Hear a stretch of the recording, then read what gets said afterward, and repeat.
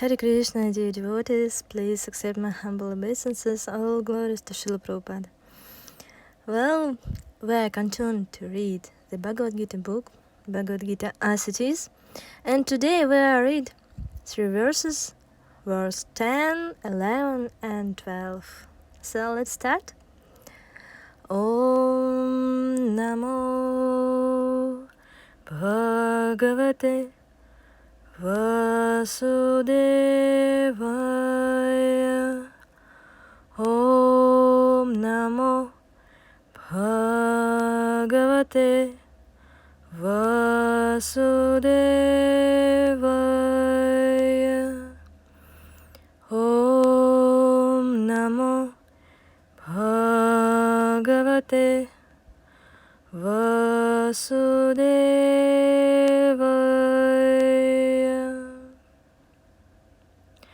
Bhagavad-Gita as it is, chapter 1, verse 10.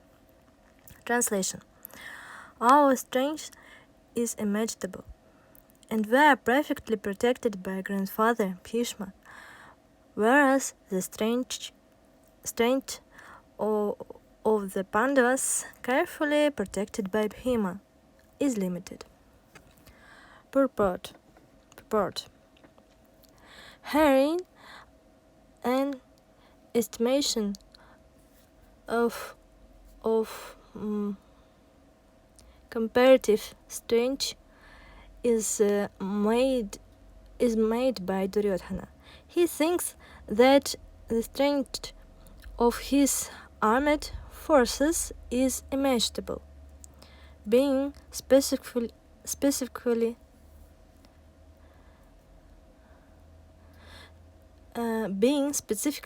protected by the most experienced general, grandfather Bhishma. On the other hand, the forces of Pandavas are limited, being protected by the less experienced general Bhima, who is like a fig in the presence of Bhishma. Duryodhana was always envious of Bhima because he knew perfectly well that if he should die at all, he would only be killed by Bhima. But at the same time, he was confident of his victory on account of the presence of Bhishma, who was a far superior general. His conclusion that he would come out of the battle victorious was well ascertained. Next verse. 11. Translation. All of you must now give full support to grandfather Bhishma, as you stand at your respective strategic points of entrance into the phalanx of the army. Purport.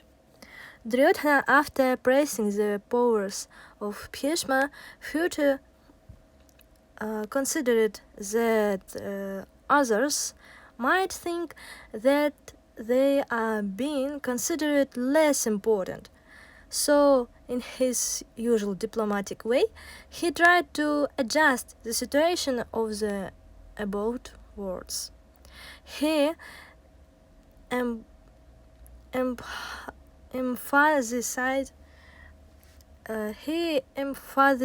that Bhishmadeva was undoubtedly the greatest hero, but he was an old man, so everyone must especially think of his protection from all sides.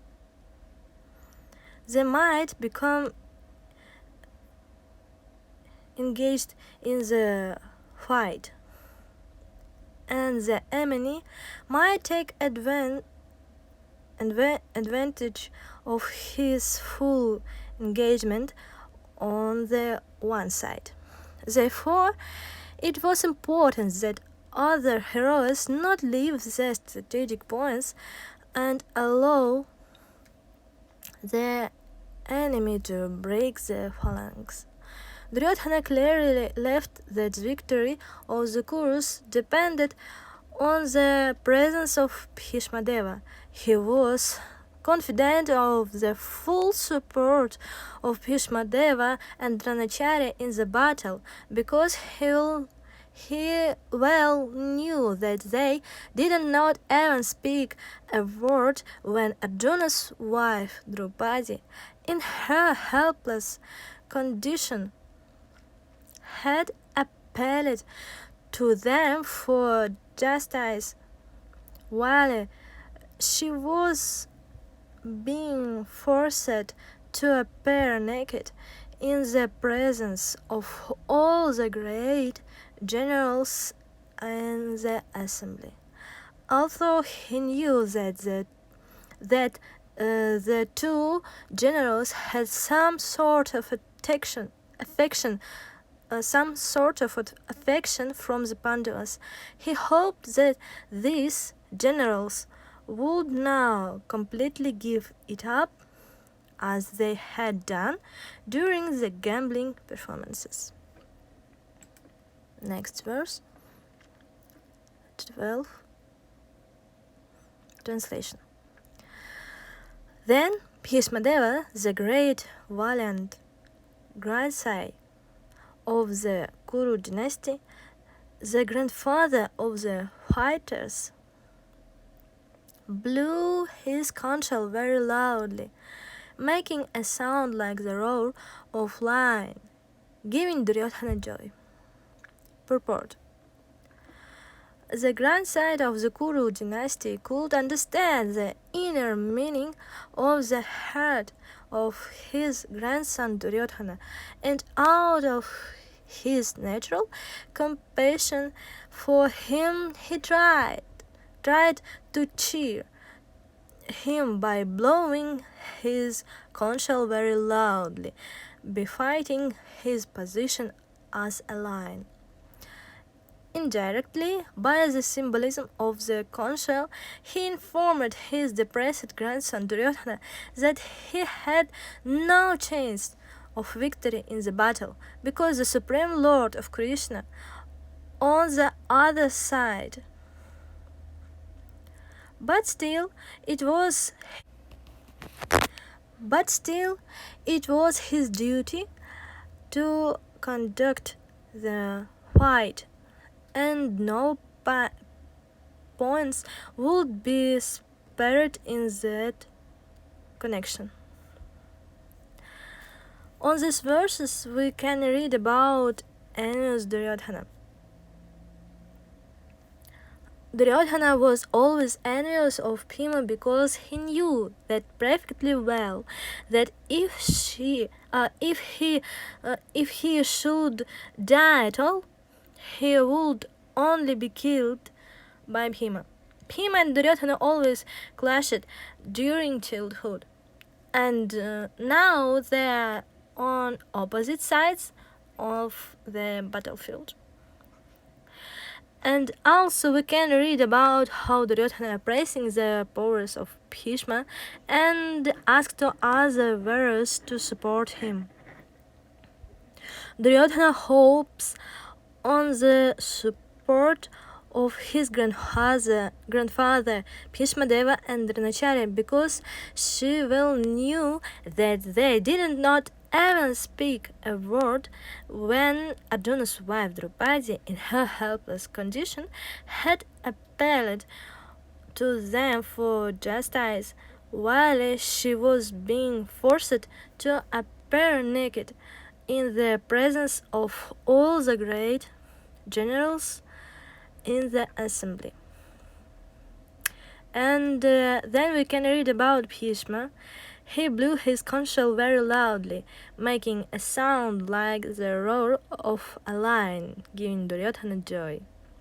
Srila Prabhupada writes that on the one hand, Bhishma is understand the inner meaning of the heart of his grandson Duryodhana, and out of his natural compassion for him, he tried to cheer him by blowing his conch shell very loudly. And on the other hand, indirectly, he informed his depressed grandson Duryodhana that he had no chance of victory in the battle because the Supreme Lord Krishna was on the other side. But it was his duty to conduct the fight, and no pains would be spared in that connection. And well, we will continue to read on the next time. Thank you for watching this video till the end, and see you on the next time. Hare Krishna. Please accept my humble obeisances.